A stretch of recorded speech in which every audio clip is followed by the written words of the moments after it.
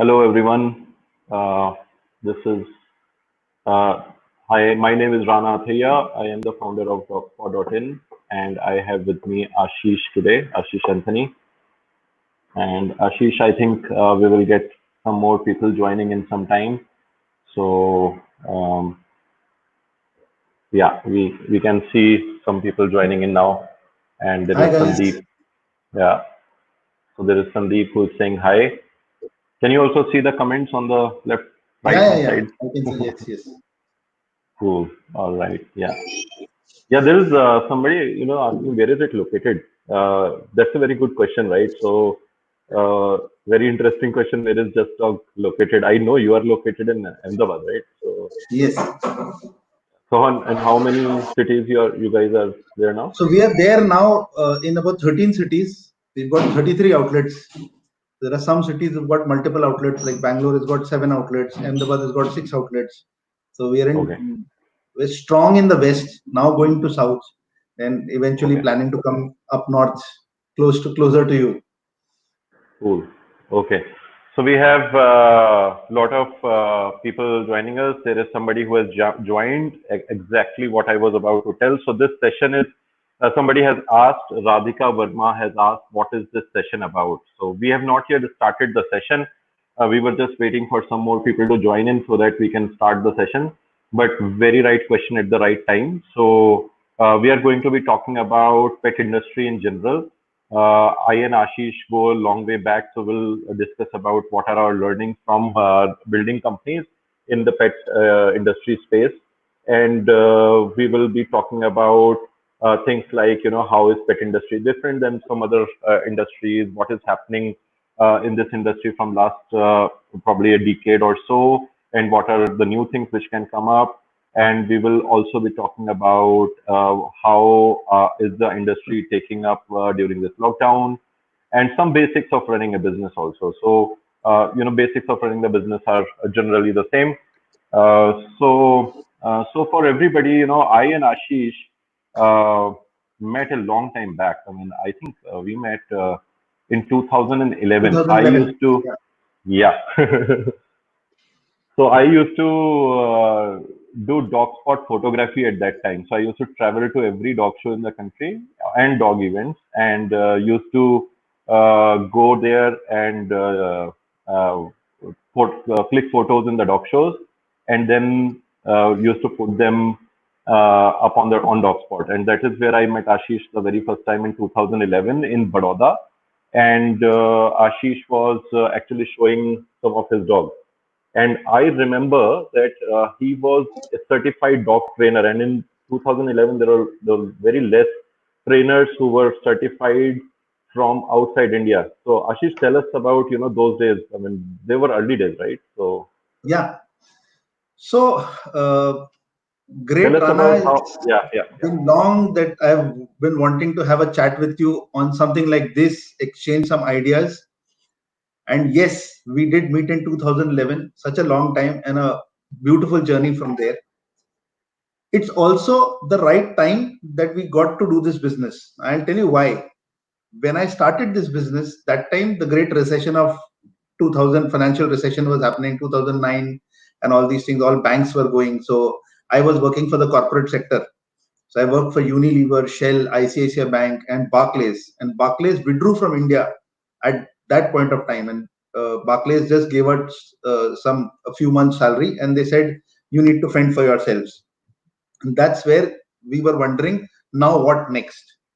And that is where I was searching whether to join a new job, try to give a lot of interviews, or do a business.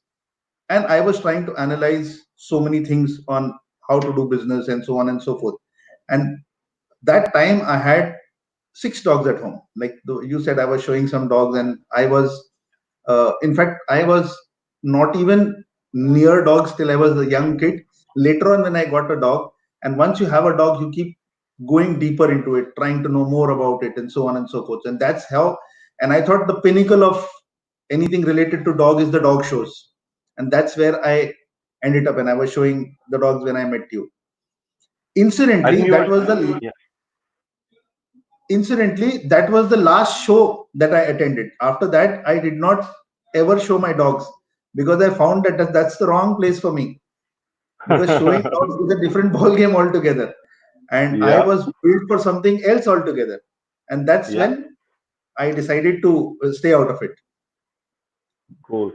So, people who have just joined, I am Rana Atheya. I am from DogSpot.in. Ashish, I am chatting today with Ashish. He's the founder and the CEO of Just Dogs. Just Dogs is India's one of the largest pet supplies retailing chain. And Ashish is based out of Ahmedabad. We have just discussed about his journey and how we guys met the very first time. We met in 2011 during a dog show, and Ashish used to have six dogs then. And now we are moving to a different type of a question, which Ashish loves explaining, and I have heard this from Ashish multiple times, but it is quite valuable. So, Ashish, why did you started the business? So see, like I just told you, I had Barclays had just gone out from India. They had given us a little bit of money and said, you need to look for something of your own. So I was contemplating what needs to be done. And I was very fed up with trying to react to market scenarios which were not in my control. Now, recession was not in my control. In fact, just before we were told to leave, we had been given a trip to Dubai because we had done an excellent job in what we were doing. So I was wondering, if I've done such an excellent job, why do I lose my job? And then I decided, no, I need to do something of my own so that I am never in such a scenario again. And then the choice of what exactly should I do. So first the choice started to come, why should I get into business? So basically, anybody gets into business for the financial freedom. You are your own boss, you know what to do, and you are deciding how to do it. uh, it needs to be something that you love doing. Like, not too many normal people have six dogs, or people who work in banks or something have six dogs, unless you really really love them. And that's what I love to do. Teaches you so many different things, because when you're working, you just focus on one particular aspect of your work. Maybe if you're in IT, you are looking after IT. If you're in marketing, you're in marketing. If you're in finance, you look after finance. But when you do something, you do everything yourself. You learn perseverance, you learn dedication, you learn persistence, and so many other things for you to get into business and then keep it running. So that is basically uh, how I decided that, well, I am going to get into business because I wanted most of these things. Yeah, I mean, you are so right. Running a business actually, makes you a completely different human being. That's what I have realized. The things which you touched upon, perseverance, resilience, and you need to be very humble at times. You cannot be like, a babu of a large company when Exactly. we start. And then, yeah, I mean, even sustaining the business is a bigger thing with than just starting up. So I completely relate with that. So the next thing which has always come to my mind to ask you is that why pet industry? I mean, from where did you get to? I mean, was it an inborn thing that some, like, you always thought that I will do something in pet industry only whenever I get a chance, or was there a proper process around it? No, no, no. I don't think, if somebody thinks that way, I don't think they should think about it that way. Because what happens is, sometimes when you try to do something you like and then you get into it head on without thinking or without doing the due process, then you might get into trouble. So basically, while I was doing the due diligence or the basic thought process, which for some people it can be for a couple of hours, or sometimes it can take maybe 6 months, 8 months. I decided, basically, see, then generally there are four types of people. It's the salaried people who largely depend on their jobs for their livelihood. Then the self-employed person who works for themselves. So when you look at a self-employed person, is basically, if you go to a juice parlor, you'll find the same guy. He will get the fruits himself, make the juice himself, give you the juice, wash the glasses himself, collect the money, and this guy works for himself. Mostly, these kind of outlets will have one guy who manages everything and one helper at the most. Then you've got the business owner, somebody like a restaurant, a business owner, a restaurant. He will have cooks, he will have other people who take orders, who serve lots of people. He'll have himself and some 7, 8 employees or more. And then you've got the fourth category, which is the investor. Investor is somebody who lives off from his investments. So maybe somebody who's bought a store in a large mall, he rents it out to people and lives off his rent. Everybody likes investors, right? Somebody who would like to invest in my business, and whatever I earn from it, give him back that money. Or even people who put their money in shares, they are also investors. So these are basically the four types of people. But even within that, I feel that what business you want to do should basically depend on your personality, your temperament, your passion, your multitasking ability, your financial capabilities. That will decide whether you want to get into something like a retail business, or maybe something like a wholesale business, or maybe like a distribution, import, or manufacturing, e-commerce, etc. There are so many different things, and that's how I decided that I was basically into most companies wherein I was dealing with the end customers. I was meeting so many different people, so I thought I was good with end consumers. So that's why I thought retailing was the right thing. And basically, apart from that also, you need to get your business idea from basically what skills do you have. Sometimes, if even if not skills, maybe something that you like very much. Now, my business history was Unilever, Shell, ICICI Bank, and all that is so confusing. FMCG, petroleum, banking. What should I do? But nobody is born, when they ask him when he's a kid, nobody says I would like to be a banker. Nobody says that. There's somebody will say a pilot or something like that. But because at that point of time he likes flying, so then I decided that I liked dogs a lot. Also, I thought that the universe of my client was amazing. The people who have dogs are very passionate people, I must say. And that is what I thought should be my client base, people who would love to go and spend for them. Also, when you look at a business, you need to look at what is the feature of your business, what is the advantage, what is the benefit.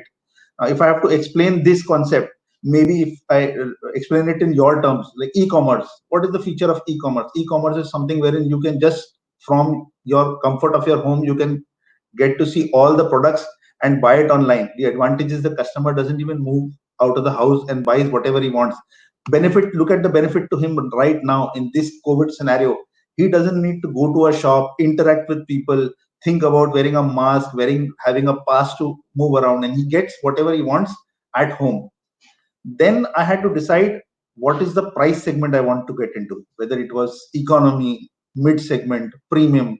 And that is how I decided that I would like to have this particular segment, the Judge Dogs. It was a large store format in the retailing category, and at that point of time we were doing everything. We were selling puppies, we were doing grooming, we were doing training, we were doing boarding, we were dog walking, and everything that is to be done is what we were doing at that point of time.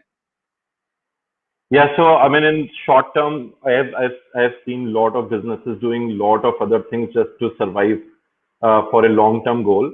While the long term goal always takes a lot of time to build up, but you need to survive short term. If you die short term, then the long Yes, term never exactly. happens. And yeah, and one of our colleagues from the industry, Varun, he was telling me the other day. Varun runs this company called Yes. dogmycats.com, and he was telling me the other day, in long term, like Adam Smith says, everyone dies. So, so short term sometimes is more important, and you rightly said. We have a very interesting question from one of our viewers, Siddharth Sevani. While you touched upon the side of online versus offline a little bit, so I thought we'll pick it up here. So he's asking that is it advisable to start online or by opening an outlet? So if you can, you just touched upon that, but if you can elaborate a little bit more about it, so I think that question will be answered. See, I think both businesses have their strengths and weaknesses. I am more of an offline guy, so that's why I will be able to tell you more about the offline. Rana will be able to dwell about the online part of it. In pet category especially, and I am talking about from the India perspective, not international, because international is a whole new world. India is a whole new world. India is in a very nascent stage. When you look at what is the pet penetration of India, is generally close to 6 to 7%. Now, when I Yeah. say that, it's out of 100 households, only six have got pets. When you Yeah. look at internationally, out of 100 households, they've got about 60 to 70%. Every two houses out of three have got pets over there. And Yeah. because we are in such a new market, lot of pet owners or new pet owners do not know anything. So sometimes when people used to come and ask us, they used to say, come and the first question was, look at this dog, what breed it is. So Yeah. that is the first kind of question they have. Then they will come and ask, I'm from Gujarat, so let me tell you, people will come and say, ye palak ya aloo gobi ye sab khayega kya? So that kind of question. So the interaction was very important. So in our stores, when customers come, they used to come more for asking more questions on how, what dog to buy, how to buy the dog, which breed will suit them. Once they've bought the dog, what should he eat? How should we take care of him? And that is the reason why I chose offline, because here the universe was bigger. There are a lot of people who did not know anything about. And like Rana said, he met me in a dog show, and the first mistake I did was I picked up the show directory and I went home and I said, this is the place, gold mine. If I call all the people from here, my business is made. Not a single sale I did from there. And I Yeah. decided Yeah. not to ever call that, because those are mature customers. They know what to do. You can't Yeah. change their mind. You can't try to, somebody's feeding XYZ. You can't say, no, no, this is better. He says, I have been breeding dogs for 30 years. I'm your grandfather. You can't tell me what to do. Yeah, that's so true. That's so true. So yeah, I mean, I will just add to it. Like, you said in the beginning that it completely depends on, how do you, what makes you more comfortable? What type of experience do you have? And, for example, I never had a Unilever kind of an experience, and I used to work for internet companies. Somehow I had a knack on internet, and I started building a website, and I used to work with ivivo.com as a product manager, and before that I worked with India Times. So just because I understood online better, that's why I started an online website. And I think because you understood the offline word better, Yes. and then you started. So the way you explained that, how do you choose to run a business, is very, very right. I mean, you need to look at your own skill set. Like, there are different types of people, and they choose to do different types of, things. We have, a lot of people from the industry also saying hi to us. My wife Weasel just said hi. Then Hi guys, Amol hi. Sharma, Amol Sharma says hi, Rana and Ashish. Amol here from Pet Sutra. Amol is the CEO of Pet Sutra. We have done a live session with Amol on Instagram some time back. We have got Dr. Dhananjay Pandit. He's saying hello, and we have got a lot of hello coming from guys. I'm not going through all of them, but there is an interesting question. Currently, I am doing a job, so what I a moment also want to start my pet business. So I think there was another question. So Siddharth, I have got a leading question on that. Currently, he's doing a job, so I want to earn money at the moment and also want to start my pet business. What is your take on that, Ashish? Like, can people start doing it part time? See, my take. I always believe that no one can serve two masters. It is very difficult unless wherever you are working, your downlines are excellent. And if your downlines are excellent, suddenly they are going to get promoted and take your place. So beware about that. Or the when you start your business, the people you hire are excellent. Otherwise, in life, at least something that you are starting or something that you are starting anew, I feel you need to have complete focus. You can't be defocused about it. It cannot be part time. I always have felt that when people make a plan A and they also have a plan B and have their plan C, then I think they've not worked hard enough on their plan A. Also, if you have a plan B and plan C, your objective should always be the same, that I need to achieve this. I might have two three plans for that, but the objective should be the same. I can't have two different objectives, business and work. I can't become the CEO of a company that I'm running and also become whatever in somebody else's company. So I am not very comfortable doing that, because I am not a multitasking guy. If I'm talking on the phone, I can't do anything else. I can only talk on the phone. That's why they say don't talk while driving, because when you drive, you can't talk on the phone. So that's my take. Maybe somebody who's really, really good at multitasking. And like I said, if you've got very good downlines, amazing, you can try it. So I would, add to that, Mr. Siddharth Shivani, that I started it like moonlighting. It was not commercial. It was more to help other pet parents by sharing information on a website which is .co.in, and started writing blogs, and we started seeing some traction. And but it is you need lot of consistency on that, and if you can do that, I think that is also a possibility. But the thing was that I was not looking at it as commercially, on the commercial side. I was just trying to create some value, and for about 4 years I did it part time, I think. Yeah, yeah, about 3 4 years I did it completely part time, and I was a good employee. I mean, I was getting some I was getting a lot of appreciation at my work as well. I was doing very, very well. But yeah, I built it for about 3 4 years like that. So that is definitely possible, and it comes down to the skill sets also. Like Ashish said earlier, and Amol is also commenting that we will you'll have to see that how you can do it. So it completely depends from person to person. Okay, we'll move on to the next topic. And what do you think about retailing sector in India? What are your thoughts about? Because you are so much into retailing, you have got so many stores around. What are the insights? See, retailing, see, again, from there, when I thought about retailing, I saw retailing is one of the fastest growing sectors in the world, Okay. and also employs the largest number of people. Retailing is also of two, three kinds. The store retailing, I would give examples bigger so easier to understand. The store retailing is your DMart, Star Bazaar, Big Bazaar. This is basically based on your needs.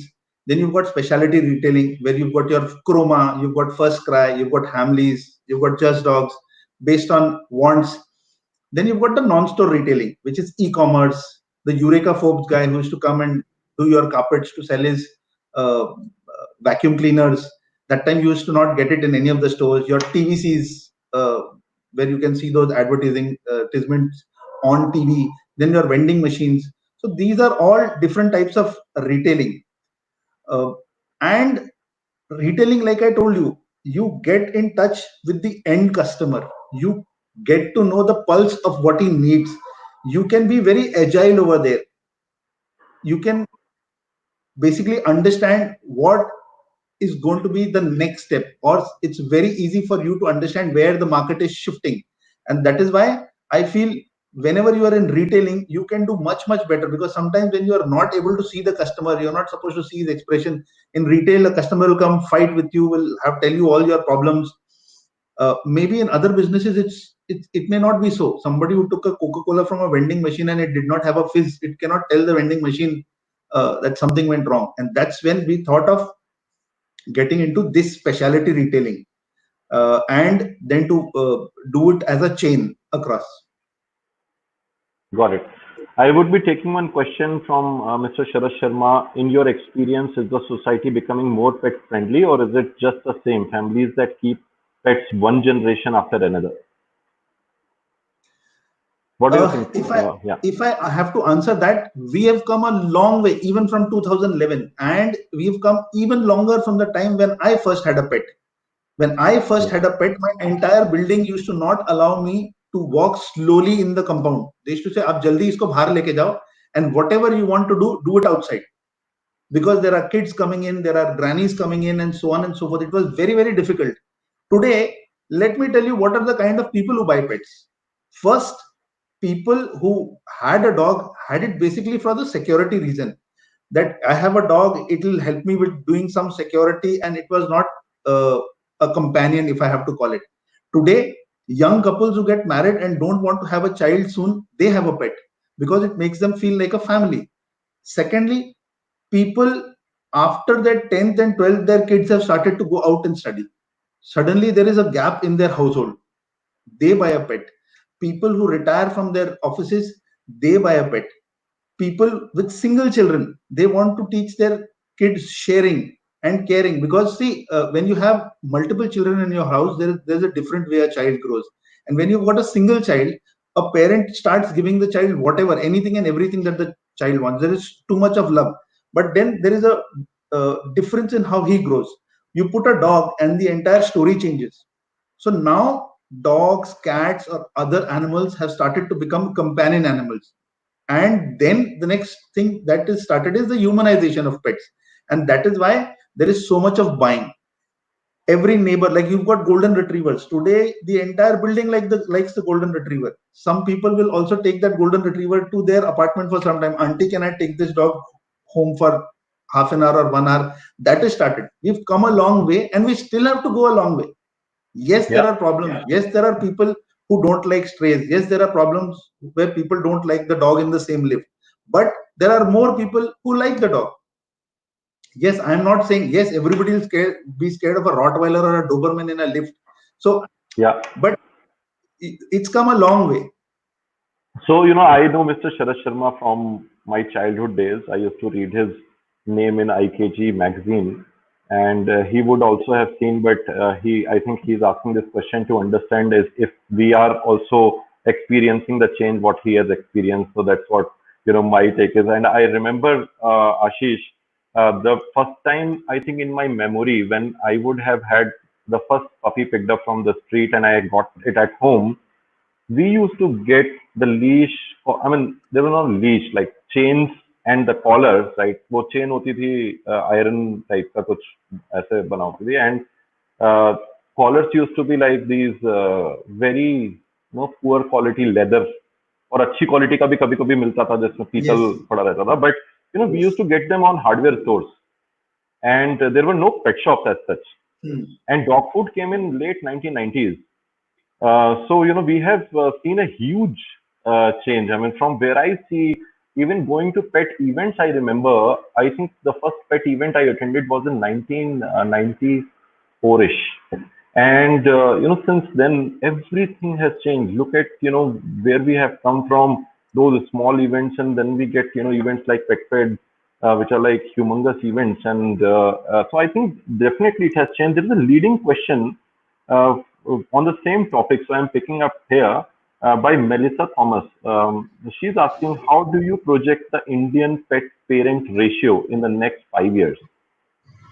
So what is your take, Ashish, on that? See, I can tell you, though today India is very small, but it is one of the fastest growing industries in the world. We are growing faster than anybody else because the potential is so large. I was just sometime back telling you the pet penetration is 6%. In the last 45 days or 50 days, the number of pet enquiries, puppy enquiries that we've had is phenomenal. I also saw somebody asking me a question over here that because of Corona, are people going to go online? Trust me, today I was having a problem. I went to the store. I had to get people to go out because suddenly Ahmedabad opened today, and all Yeah, Ahmedabadis decided that I'll go for a stroll. So there were yeah, traffic jams outside today, and there were so many people. We had 20 dogs for spa today, and we had not even opened. We didn't even plan to technically open the spa today yeah, without appointments, and we had people queuing up, and it's a dream for somebody to have a queue outside their shop. So trust me, right. it's a dream. And Yeah, we had that scenario. So I cannot answer that as of today whether this is going to happen, because as soon as it opened, everybody wanted to shop. yeah. So And yeah, you are right. So to answer I will just like to compliment that. So Melissa, it has been said, and we have seen, and Ashish will also, add his value to that. That Indian pet industry is the fastest growing pet industry globally. So if you want to put numbers to that, then it is about growing at about 25% year on year, which is known as CAGR. So 25% is the CAGR. So if you look at, every 4 years, the industry is going to get double. So whatever is the number today, it will keep doubling every, 4 years. And I think it will keep doubling every 3 years as we, see more and more people coming up and, doing that. So Ashish, have you seen in last 4, 5, 10 years that this industry has grown at that pace? yes, yes, yes, absolutely. Absolutely, yeah. So that I think answers what question which you were asking was asked by Rashi, Hmm. and I think Rashi, we have answered your question. Rashi is our fellow entrepreneur. She runs a company called Doggy Dabbas in Gurgaon for fresh food. We have done a couple of interesting lives with Rashi already. Rashi, we will be covering the whole lockdown and COVID से जितना भी hit हुआ है. We have that topic and we will come back to this topic and probably you can ask some leading questions there. So we have kind of covered retailing. What I wanted to ask you, Ashish, is that you know I have been very this is my personal question to you, and I'm asking on behalf of my personal question in front of everybody is that what about running an own business versus running a franchisee business? Like I can go ahead and start my own startup, my own brand, or I can go ahead probably take a franchisee from Just Dog if that is available. What is good and what are the good parts, pros and cons of both the things? If you can help us do that, yeah. Yeah, I'll tell you the pros and cons also, because nobody can compare what is good and what is bad. Like again, I said it always depends on your nature and also the nature of the business. Now, like own business nowadays also called startup. Now, having your own business makes you the boss in every possible way. So like for example, today if my business is closed, I need to understand how to pay my rent. I need to understand how I pay my employees.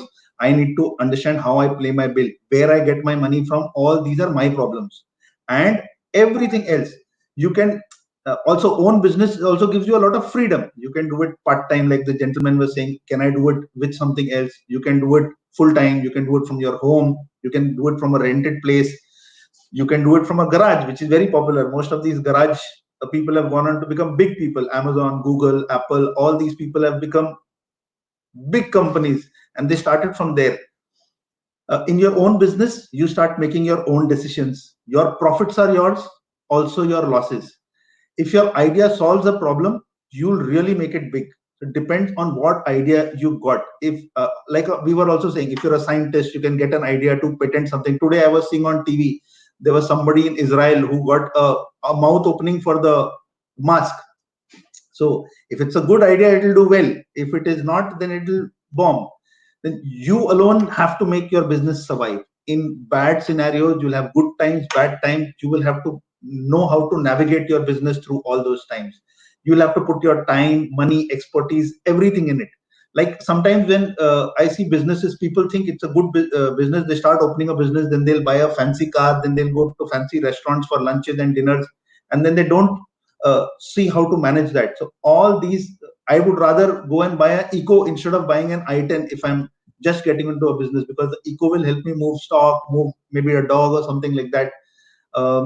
If you're a go-getter and you can do things on your own, a very dynamic person, and you dream big and want a big shot at things that are going to happen, then you should try and get to do your own business, because then maybe you don't like others telling you what to do and how it is to be done. That is how you won't be looking at as a steady salary income like you were getting below. A business is to be seen in a year's context, or maybe 4 years, 5 years context, or even larger for different businesses who positioned that business in a different way. And own business, I always say, the greater the risk, the greater is the return. So that is what I feel about having your own business or having your own startup. When you look at franchising is again, it's got its pros and cons. It's your own business, but with a lot of help from the franchise. You are joining a brand with reputation and track record. This gives you fast attraction, so you can start getting your numbers up very fast. You don't it does not take you so long, and you need to work that hard to market so that people around you come to know who you are. All the processes, procedures, strategies are actually taken care of before they get your business to launch. They will see what is your scenario, what location you need to look at, what is the neighborhood around there. Also, you get benefit of collective marketing. It is much easier to secure funding on a franchisee. So tomorrow, if I want to open a Subway branch and I go to the bank, it'll just happen. It'll just happen. Or if I go to the bank and say I want to open a sandwich shop, I don't know so whether it's going to be so easy. So that's how. And also, working with a much bigger team with a lot of people focusing continuously on your success and innovating, that is what happens. Also, in franchising, yes, it is geographically restricted with a lot of strict agreements. So if they've given you a franchisee for one particular area, you can't go to another particular area. There's a lot of monitoring process, because the key to a franchisee is uniformity and following a particular strategy, following particular norms, set norms, and they will always monitor all these things to see that you are on the right track. Also, we've seen sometimes close to our industry or outside also, the risk is if the main company goes bad, then there is a risk of you also failing because of that. So whenever you are going and joining a franchise system, you need to find out how strong that company is, how well they are doing, how their payments are towards the industry, whether they are profitable or not, how they are doing, what is their reputation in the market. That is very important. It is best suited for people who are new to business, who do not experience, and who like to work as a team. They are not the solo kind of people.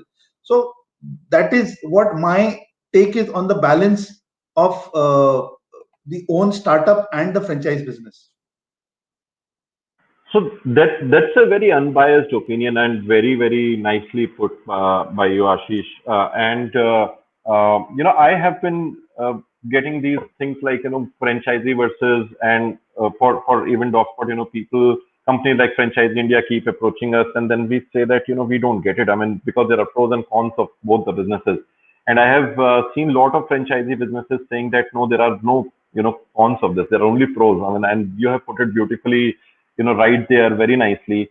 I am just, selecting a comment here. Tell us about the business model, right? So I am just taking this comment here just to tell people who have just joined now that what we are talking about and from where have we come here, and what do we do, right? So I will do that, and then we'll move to a very interesting next question, which has been asked by Kaushal. Kaushal is a very good friend and a fellow entrepreneur in the same industry. So we are going to go there. So for everybody, I run DogSpot.in. It is India's largest digital destination for pet lovers. Ashish, who is also an entrepreneur, he's the founder and the CEO of Just Dogs, which is India's largest retail chain for pet supplies. They have got stores in many cities, and we are just talking about how to build business and how to build business in pet industry. So we are covering some of the basics, and then we are also talking about how what are some salient points of pet industry in general. So Kaushal have got a very interesting question. And are investors interested in pet industry, and what's a good time to raise money? So, Ashish, I think we touched upon this while we were discussing Yes. about the session today. So, your take, and then I will add to it. Add to it. If you ask me, yes, a lot of investors are interested in the pet industry. Trust me, I have met so many of them, but they are also looking at a success story.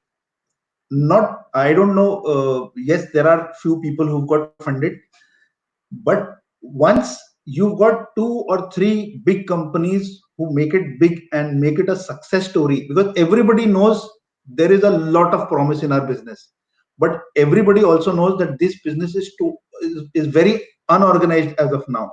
Once a lot of organized people start coming in this business, and even those small or whatever types of businesses, when they start coming and even a small funding, and then they start showing good revenues and they start showing returns, investors look at a sector when they see that the sector is giving them money back. I don't know how many people are funded and how many people who are funded are giving money back. I don't know that.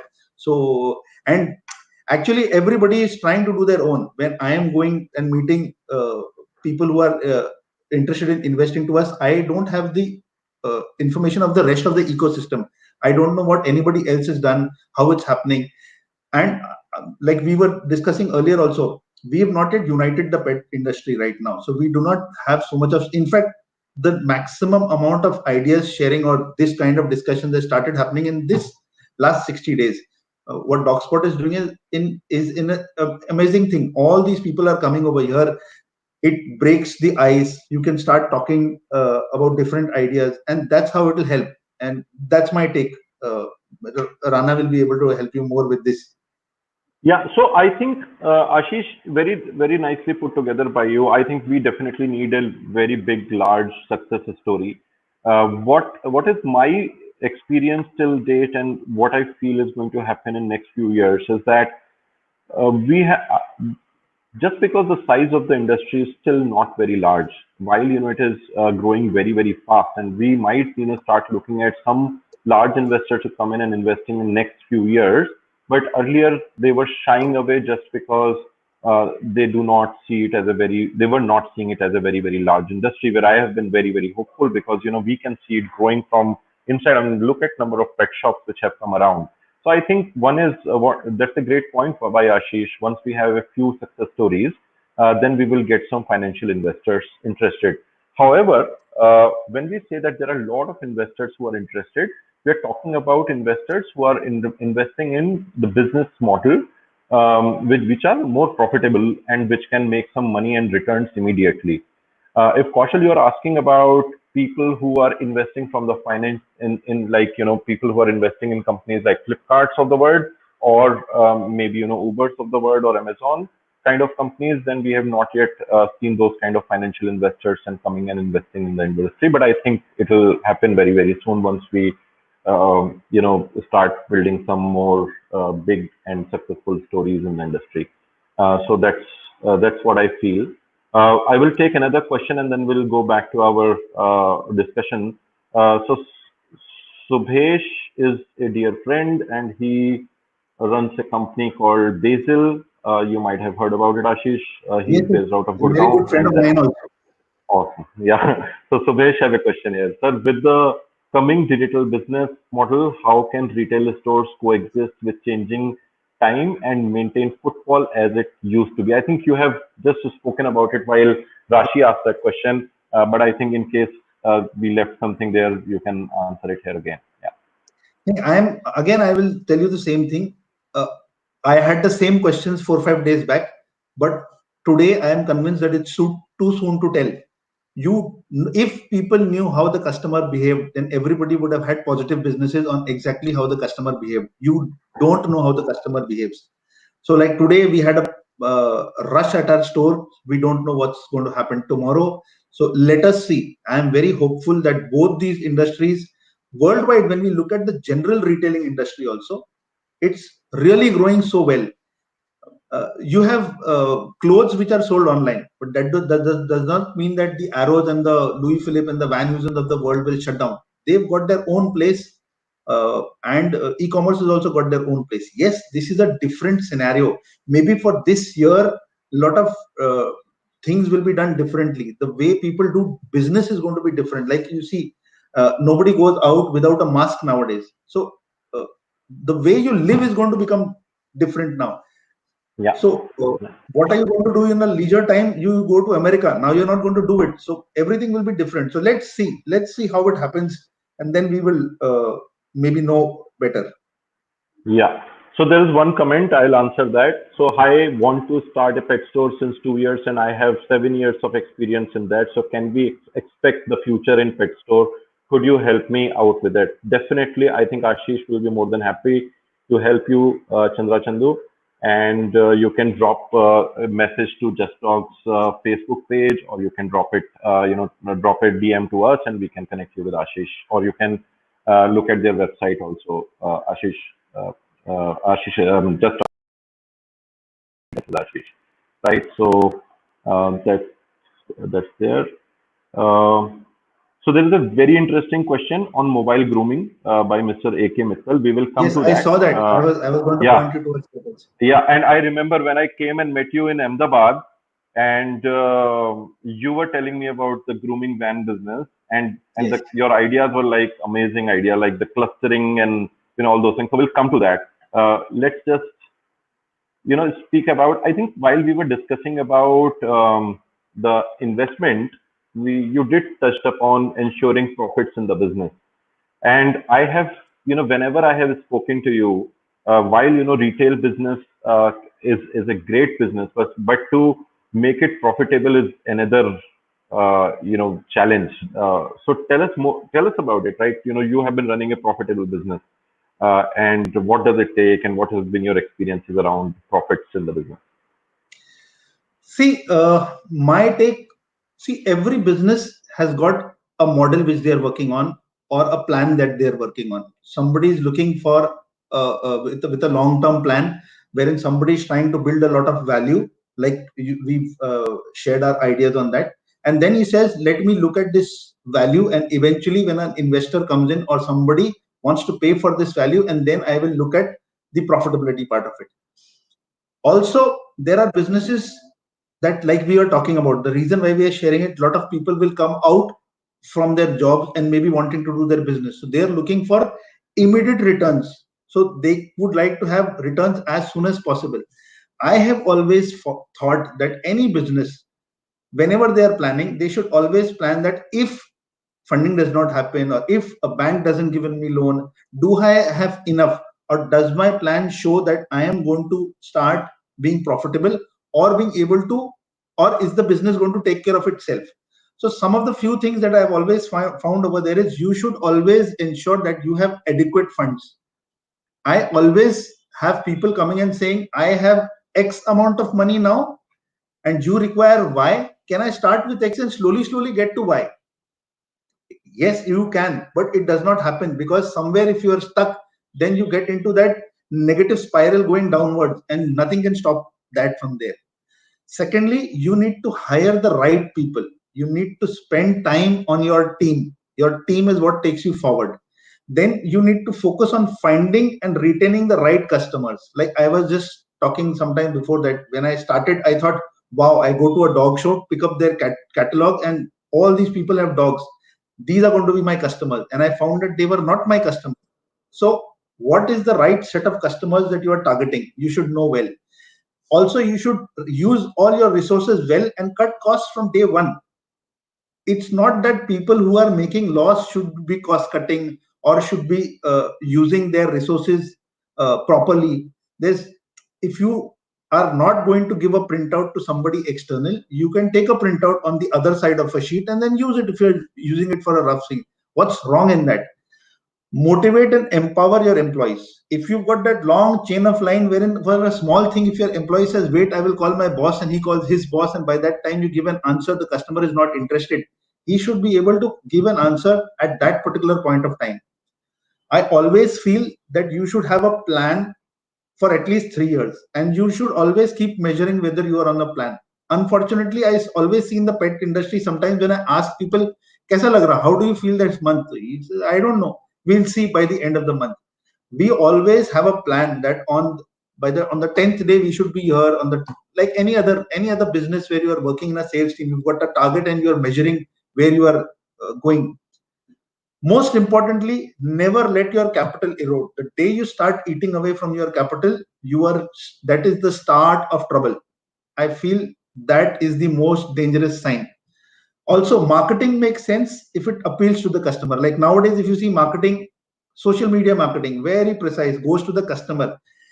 Marketing is not good when it's got a big feel good factor. I do not want to see myself on a big hoarding saying Just Dogs and nobody else except it's in front of my store. So, or huge front page ad on the newspaper. What is the universe of people who are reading the newspaper, and what is the universe of people who have got pets? So there is a waste of money when you go to the wrong media. Also, I feel that profitability is the best award that you can get. People may give you 10 awards, but once you start becoming profitable, that's the best award for your business. I think the whole dynamics of the team and investors and the business, everything changes as soon as you hit that target, right? Absolutely. So yeah, yeah.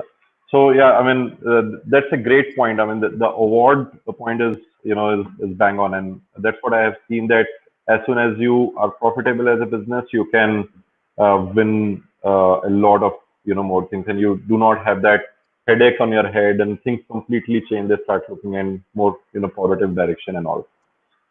So yeah, coming back to our old discussion when I met you long time back in Ahmedabad, and we spoke about mobile grooming van. So just to just to refresh the memory, we were talking about that. When I left my job, my first business case, which I made for myself, I used to make a lot of business cases for the company I used to work, was about a mobile grooming van, and I thought that, because the variability in the business is so high that every time you want to take a leap, then you will have to invest all over again. But Yes. when I met you, I never did that business, but when I met you, you spoke about, how can you actually enhance it, and which was very interesting to see the clustering. So tell us your experience about the running a grooming van, and why do you not do it anymore also, right? So Okay. So I am a firm believer of never making a judgment unless I have tried and done it. And like I said, I have done all parts of the businesses that are there in the pet business. I would also like to say, independently, each of the businesses in the pet industry are in itself a profitable business case study on their own. So if somebody is going to run only a dog spa, great, do it well. It's a profitable business on its own. If you only want to do training, great, you can do it well. It's profitable on your own. Even a grooming van, great, you can do it well. You can be profitable on your own. My story about the grooming van is, we started way back. I think in 2012 itself, we had started with the grooming van. There was this idea. I had gone abroad, and I forgot the name of that grooming van. That's a company that makes grooming vans. You've got Mercedes Benz and Volkswagen and those, and they've got every equipment, everything put together in it, and they sell it over there. And I was very fascinated with that. First thing, I came over here and I found out is, if you have a vehicle which is altered, you need to get some permissions from the RTO. So that's why you don't see so many of those what you call houses on wheels that people in Europe and all use. I don't know what you call it. Um, so caravan, I don't know. Pardon? caravan. Caravans. You don't see so many caravans over here. So anything of that, you required permission over here. But still, we had got a very good idea. We took a Tata Winger, and it was a cargo Tata Winger, and we modified it with everything to put it over there. It gave us a very good idea of, like we were talking about, the cluster of people who were interested in grooming. What we innovated from there is, we found out the need of where to have our extension store. And now, instead of the van, we started putting stores over there. So we did not need vans anymore. Also, our biggest problem that was happening over there was, we were not able to control the quality of grooming that was given to the customer, because it was in the van. So if the customer said the guy did it in 30 minutes, I had to believe him. I did not know. Also, in this era where India has got such a lot of traffic, it took so much time. If I give an appointment to somebody at 4 o'clock and my guy reaches there at 5 o'clock, and the general excuse can be, Madam traffic tha or Sir traffic tha, how do I manage that? Whether traffic tha or nahi tha, we don't know. Whether he did it in 10 minutes or 15 minutes, we did not know. Whether he dried the dog well or not, we have to listen to either the customer. If the customer didn't say anything, we should think that he's happy. If he complained, then we think something went wrong. And that's why, if I am trying to give a service, I feel that it should be in a place where you can control the quality of that service. So if a dog is coming to my grooming spa and he's going back home, I should be able to check him. So today, when a dog comes into our spa, we check if he's got any injuries, if he's got any issues with his skin or something like that. Then we can tell the customer that these are the things you can do. Then we've got to do the entire thing, and after that, you hand over and the customer checks for everything, and then he's happy, and then he goes. But when that is not in my control, it's in somebody else's premises, it's very difficult to control. And that's where we said, let's not do it. It was easier for us to go and launch a store over there, because to make a grooming van costs about 10 to 15 lakhs. And now, because the dog industry has grown and there are so many people, where I can get from that cluster only, it's easier to go and put out an outlet over there. Yeah, you are right. So very, very difficult to control. It's a different ball game altogether.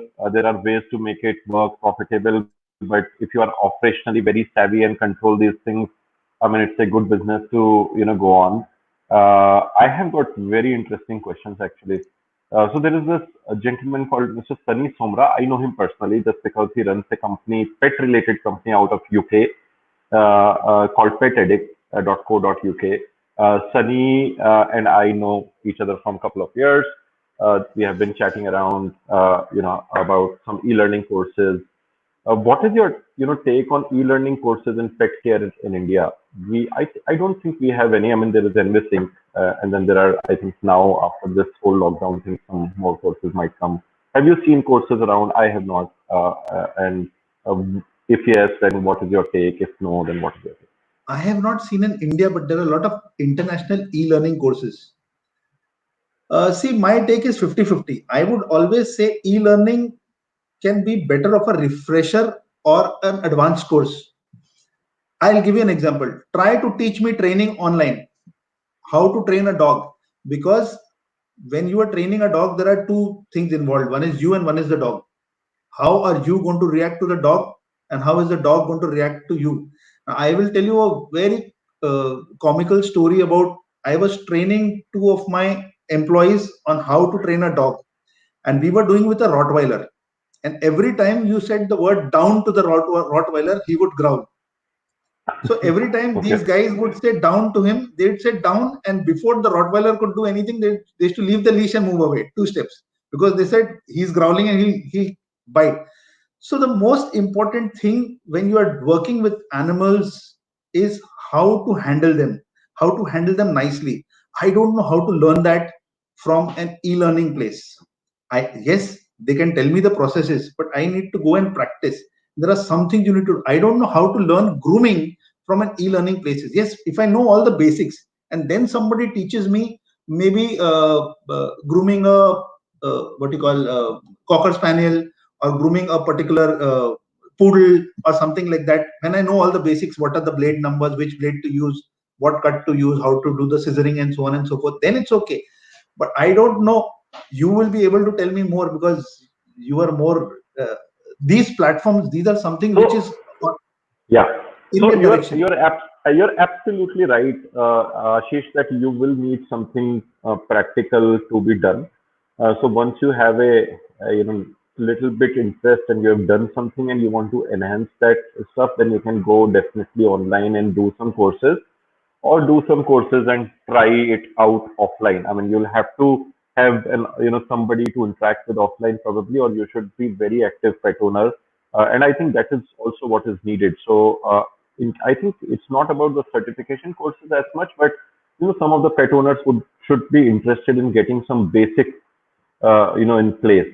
Yes. So probably nutritional courses, pet nutrition courses, training, just the basics. So I feel that if a pet owner knows just the psychological side of understanding of a dog, it would be a lot more easier for them to solve small problems. I mean, they need not to go to a trainer or every time. I mean, I'm sure a lot of trainers would like their pet owners to be educated on basics, right? So if people can do some basic courses online and then go to trainers, veterinarians, it would definitely help. So I see it more from the industry, point of view, that if we have more developed pet owners, it would be nicer. And these e-learning courses, if not, they will help the industry as much, but they can always help. I mean, I'm saying that professionals as much, but they can always help pet Yes. owners. And that brings me to Absolutely. the point which Mr. Sharat Sharma, we just discussed about Mr. Sharat Sharma's question earlier, that how the industry has changed over a period of time, and he says that thank you for the answer, and it is vital for social development to become pet friendly. And I think these e-learning courses can definitely bring that kind of an education. They can reduce lot of conflicts which can be handled by these e-learning courses. But yes, I completely agree with you that there should be some kind of a balance between offline and online. It cannot be pure online. Very, very, very straightforward question, which I would like you to take up. I do not know this at all. What are the minimum basic items with which a pet shop can be started? How many customers you need every day to be on your shop economically to be every day to be your shop economically viable? So I think See, this is the you question that I answer to a lot of people, even who come to us for franchising or generally who answer. See, it is all a question of your aspirations. Today, there are pet shops which are operational, and if you go to them and they are very, very happy because the pet shop guy thinks if I make 30,000 rupees a month, I am good. So, if that is his aspiration, then what what is the array of products that he has to the customer can be very little, and he can start off with the bare minimum. See, traditionally, when you say pet shop, so when I told my mom that I am trying to get into business, and she said, "What are you going to do?" And I said, "Pet shop." She said, "Are you mad?" Because I did Unilever, I did Shell, and I did ICICI Bank, and people said, "You can do anything. Why pet shop?" I said, "Why not pet shop?" Because in their mind, pet shop was a 200 square feet small place with just pedigree, some leashes, collars, or whatever it is. So you can go from there to right up to we. Our biggest shop is 3,000 square feet. We've got over 6,000 products in that. You can just not say what a customer is looking for. The first time when I saw those, what do you call those things that you take babies in trolleys or I don't know, trolleys maybe prams. prams? Yes.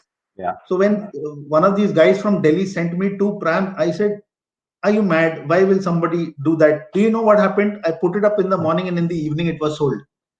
Though not for Wow. people who were dog owners, but cat owners. And by evening it was sold. So you cannot say what will work and what will not work, however good an expert you are. If your aspiration is like our aspiration is from our one of our stores should do about 1 crore a month. Now, if that's the aspiration, I need to have a big spread in front of the customer. The bigger he has, the more, like when you go to a DMart, if you just wanted to buy a screwdriver, I can bet you'll never come back with just a screwdriver or Yes. something like that. So whatever Yeah. you've got, that's how you need to do it. Yeah. Got it. Very, very nicely answered, Ashish. Even if somebody would have asked this question to me personally, I would have said, go and ask Ashish. I don't know the answer, but you are the right person to answer. And we're getting a lot of comments. I will just quickly go through them. So Mohit Lalwani says, good to see something of this magnitude. Hey Mohit, Uh, Hi, Mohit. Thank you, Mohit. Then we have got Mr. Ketan M. Panchal. How do I get Just Talk franchisee? Yeah, I mean, that's a great question. I mean, I was thinking that, when we were discussing about the whole content piece, I was thinking that you would say that we would discuss about Just Talk franchisee, but, it was very nice and refreshing to, hear out that you would like to talk in general. But now we have a question. Please, go ahead and answer the question you would have well, answered please get multiple in times touch probably. with the with info@justdogs.in and we'll give you all the details, Right. or just call us. Great. Okay. So, Ketan, you can call Just Dogs and they will be happy to help you. Um, Good time to come in. Tough question to answer, but very interesting. Okay. Mohit again said something.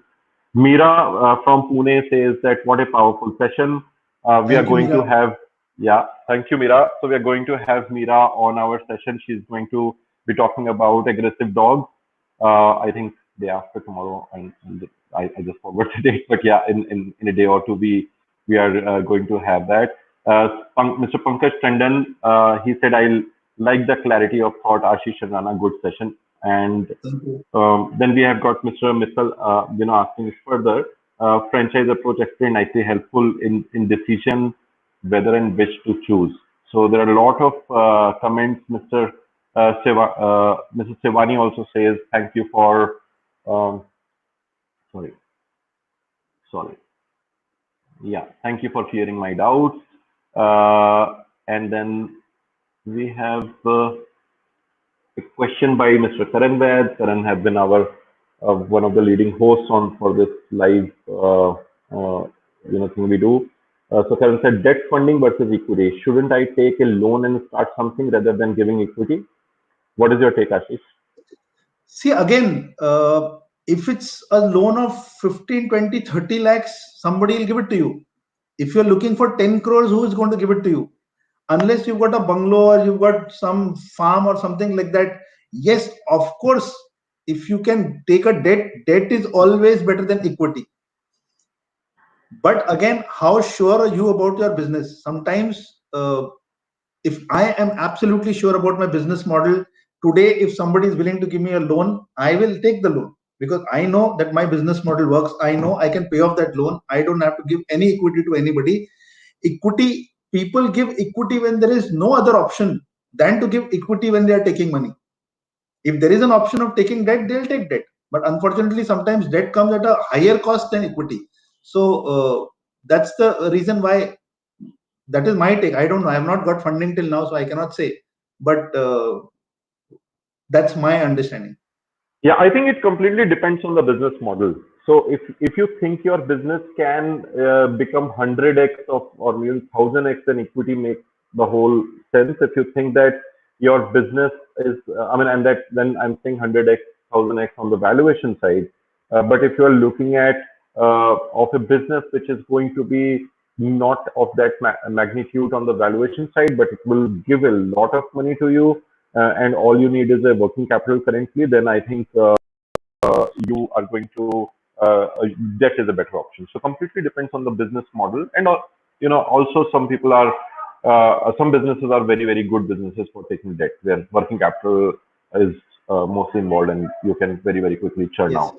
So it depends on that. A lot of people are asking about the painting in the on the wall. Ashish, there is a GSD painting, Okay. Huh. and so is that a So that is painting? Reeves.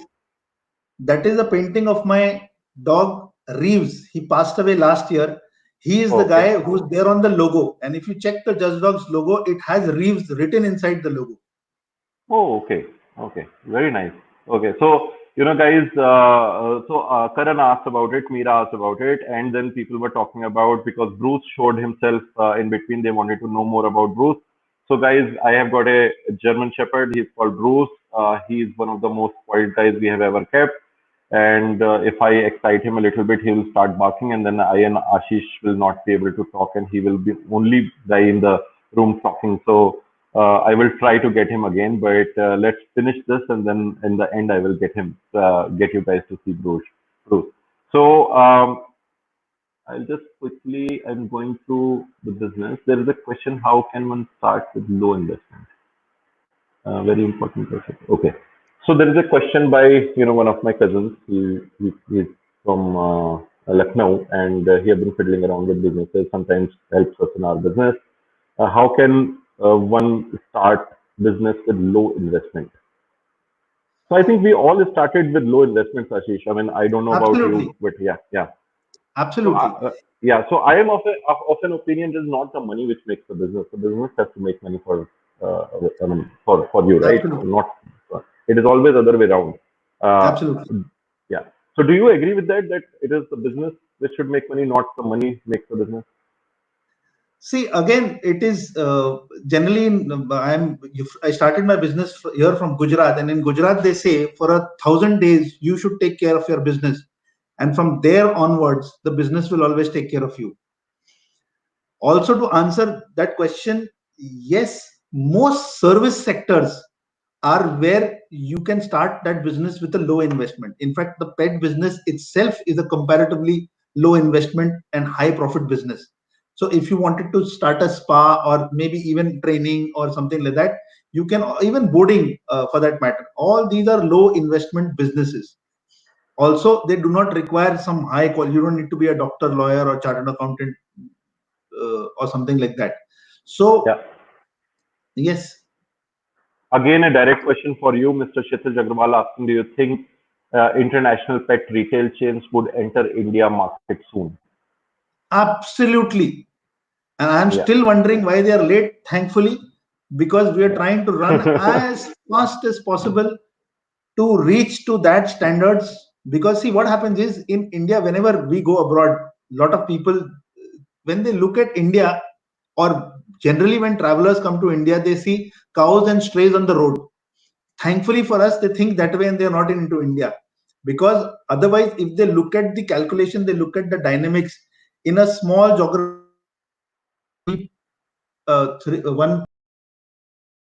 point 135 million people, 1.35 billion people. That's a very good business scenario any which ways. Forget about the industry. Yeah. Then when you come to know, even apart from whatever less number of dogs that we are talking about, we are the fifth largest number of dogs in the world. Then you look at how lucrative a market we are. So yes, Yeah. definitely they are coming. They are going to come fast. Maybe because of Corona, they'll be having their own problems and they will wait for some time and help us grow faster. But yes, they'll be in and they'll be fast. And Yeah. they are huge. I think the economy was just right. I think we do not know the impact of lockdown and Corona as yet, and you rightly said that. But I think I kept wondering why are they not? Because it's 25% CAGR. It's globally, one of the fastest growing. The socioeconomics of the country is just right. If you look at Brazil, you look China, you look, any of the developing countries where the pet industry has recently boomed, the socioeconomics was exactly at the point where India is today. The sizes of the families are reducing. People have got more money to spend, and all those things are just right. And you can see that there are a lot of international product companies which are entering India, right? So I think that that is one of the areas which I keep wondering why is it not happening, and they should definitely do that. We have messages from Mr. Rakesh Mohan, it's Falcon, Rahul Dubey. They are all appreciating, and I'm going down to if there are any other questions. Do you what's one of the most common? Yeah. So Yamika has asked a question. Uh, what's so Yamika has been on the show already. She runs a company called Clever Canine in Bangalore, and she is also a certified dog trainer. She's asking what's one of the most common failures when people open pet stores. Uh, my take on it is we have not seen so many failures because most of the pet stores that open, they remain open, and our market and demand is so huge that it can accommodate everybody. I don't know, unless somebody's really gone bad with the money or payments or all, and people have forced him to close down. I have not seen pet stores closed, and that's why a lot of people have not uh, seen the common failures. But I would say if somebody opened a retail store, the most common reasons is when they don't upgrade themselves, they don't keep up to the knowledge of whatever is required.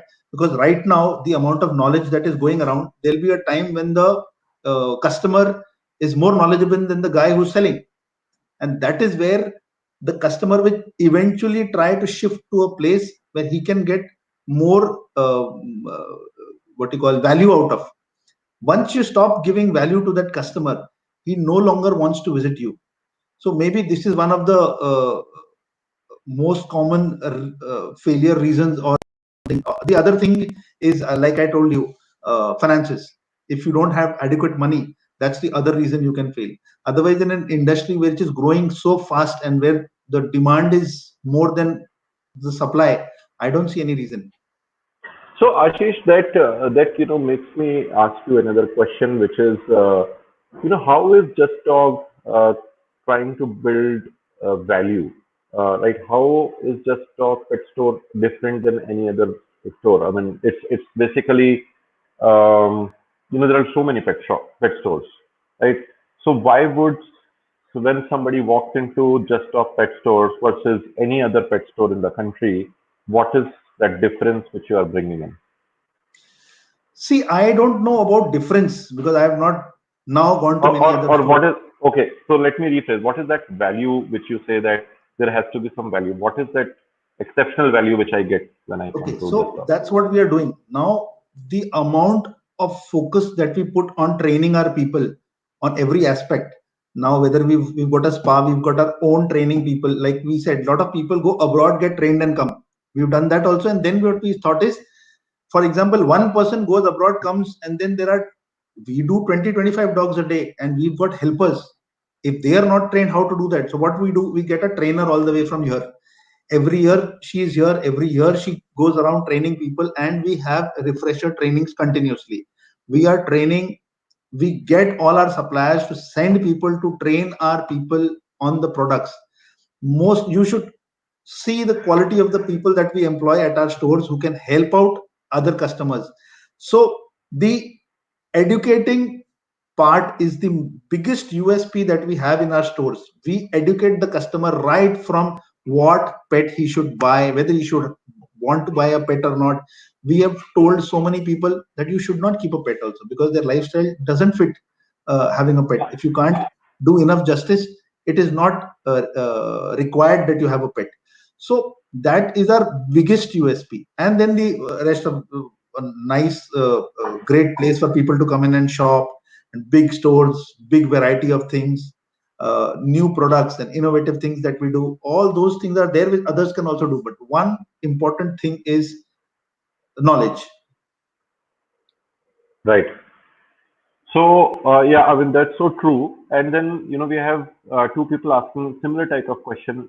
Neha Jain, she says that, do someone need any, hi Neha, she's my sister-in-law as well, and she's asking my question. Do someone need any training before keeping a pet, and how to decide which size should be ideal? So I think that's what we touched upon. That pet owners should be offered lot of courses, online, offline, in every way. Before keeping a pet, they should definitely do a course, and I think that is something which has not been so prolifically available in the industry as of now. But that's a great point. There is another question which I mean, there is another thing which uh, Shefali Agrawal Mittal has asked, I am pet lover before doing practical course. Which course can I do online so that I can start my business? So I think that's a different topic altogether, and I don't think that doing an online course makes you eligible to run your own business successfully or Yes. to start any business. You need to talk to yourself a lot, understand what you can do, and that's what Ashish has been saying, that you need to understand yourself, that what type of business can you do, instead of going and learning and then do. Another way of saying it is that you can either learn and do or do and learn. So I have always been following do and learn when we're talking about the business. Uh, However, there are some of the courses in pet industry when we are talking about the service side. If you have passion for grooming, you can do a course in grooming. But then you need to have that passion. You need to have that understanding of that art. You should have some passion for training the dogs, to do some certification on dog training, and then probably build a business after that. But it has to come from within you to start anything of that sort. Ashish, anything you want to add on that? I took this liberty to answer the question. No, no, absolutely right. Yeah. You're absolutely Okay. right on that. Cool. So I think we will not be able to take so many questions, but let me see if we can one or two. We have had, we are already running over time. Uh, there was one question Cherian asked, which is interesting. I will take that up. Do you think you would invest in manufacturing in pet industry? So I think what he's saying is that there's a front end for servicing the customers, and then would you do a backward integration as well? See, we are doing backward integration, like we've started importing and all. But like I told you, my mindset is not that. I am more of a retail guy. Also, when I look at manufacturing in India, when you look at manufacturing, basically also manufacturing is basically a game of numbers. You need to have high numbers. That's the reason why I have not seen so many people into manufacturing of so many products in India, because unless you have that volume, till that time you can't get the pricing right. Manufacturing is a game of big numbers. It's not a game of big margins. Sometimes what happens is, when you get into manufacturing in a country where your numbers are not correct, then you have to have a bigger margins to help you sustain in that business. And sometimes that does not work in your favor. Yeah, I'll give you an very good example. point. I mean, there are, yeah, sorry. Somebody came to me and said, I would like to sell you biscuits, and I have got a 300-gram biscuit and it will cost you 500 rupees. And I was wondering what goes into that particular biscuit, which was so different from the human biscuit, which for 500 grams, I would get any kind of normal cookies, biscuits at about 100, rupees. How could it go at 500? And it was their selling rate to me, 500 rupees. So I was wondering, so maybe because the volume was not so much, and that's the reason why the cost of whatever equipment they had or everything else was taking that price high. You need to work on volumes. So maybe that's why China or the other companies who've got those volumes do better. So I have one word to answer that, and just to summarize, what you said. So Cherian, it is very wishful. That is what Ashish is saying, that we wish to do that as soon as we have those kind of numbers, and manufacturing plant would probably look viable when the volumes are very, very high. Right, Ashish? It's a very Yes, wishful yes, thing, and yeah. yes. Very interesting, question which is Meera is asking, and it is applicable to a lot of people, especially in the service domain. And you also have a service arm of Just Dog. Do you suggest in lowering the prices fees during this phase? Fees of what? Or prices of what? Or prices of the So service? Meera runs boarding and dog training setup out of Pune. Boarding, yes, may be impacted because I don't see a lot of people traveling with the kind the travel industry is in. But I think the other, if it's a grooming session or a training session, I don't know whether it's going to go down because the cost of everything else is going up. We've just decided that we will start grooming with semi PPE kits on.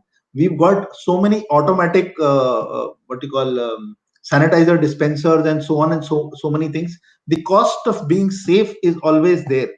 I work for a company called Shell. It is one of the safest company to work in. In back in 1997, where they did not have seat belts in the cars, they got us to fit seat belt over there, and they always said there is a cost of safety. So when you are trying to do all these things, you will require additional costs, and maybe you'll have to slightly take the price up. But I don't know how it will help lowering it. Yeah, so I completely agree with you, Ashish. I don't think lowering the price is any solution here, Mira. So I would completely compliment Ashish on that. And I think that's we. I have just one or two more questions, and then I think we are done. So one is, what can pet owners expect from Just Talks in future? Ashish, where how do you see next 2, 3, 4 years with Just Talks? See, Just Dogs is a very dynamic company.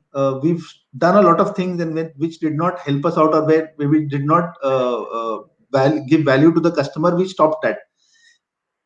We will always come up with. We are working on something wherein we can work more closely with with the customer by trying to get some apps or something which maybe others are also getting, but we're trying to work something different. So we might be coming into that. And apart, in the next 4 or 5 years, yes, we should be over 100 outlets across the country.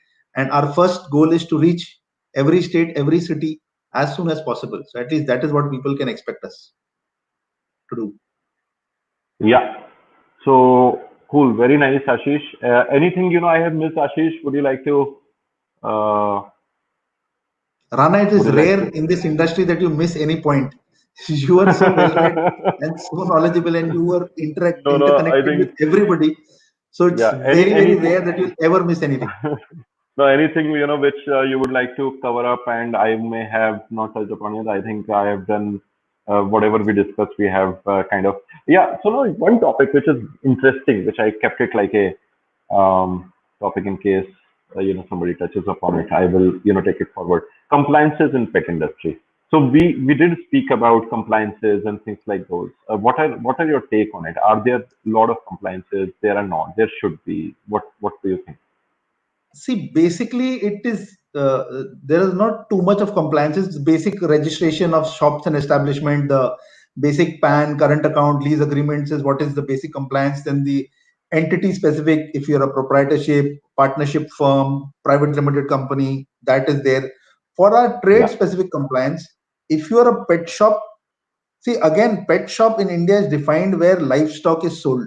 Now we call it pet shop. Most of our shops are pet retail stores which are not selling pets. Right. It, Yeah. very few Just Dogs outlets sell pets, and they have applied for. There is a pet registration which happens for livestock trade. It happens from the Animal Welfare Board, which is under the Department of Animal Husbandry. That needs to be procured for pet shops.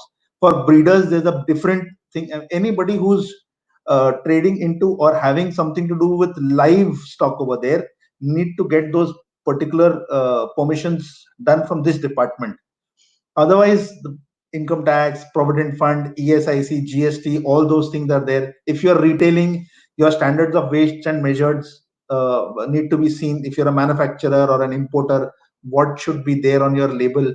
All these things are important compliances that you need to take care of when you're doing this business. Yeah, cool. And that brings us back to the end of the whole session. I will just again say, would really love to work with Just Talk. Shrishti is saying that very well explained, because we will be having clients who will ask for discounts, less charges of the services being emotional versus very being practical. Cool. All right, Ashish, thank you for your time. Thank you everyone for listening to us. I may have missed a few questions, but we are already overrunning 24 minutes. Yeah, And thank you so much. It's the longest session that I've ever done or attended. yeah, same here. This is my first session on Facebook, and it was a pleasure talking to you and discussing about the industry and the business, and talking about dogs and meeting our friends from industry here. So thank you everyone. Thank you very much. I will try to see that if I can get Bruce. I just give me a second. Come, come, Oh guys. This is wow, Bruce. beautiful mask Yeah. is Yeah. He is about 3 years old now, and he's a very typical German Shepherd. And he stays with me in my office all the time, and all he needs is belly rubs all the time. So, as promised to everybody, that was Bruce, and thank you for staying with us and watching our session. And we'll do more sessions in future. Thank you, Ashish. Thank you so much. God bless you Yeah. guys. Bye bye. Bye bye. Thank you, Ashish. Bye bye.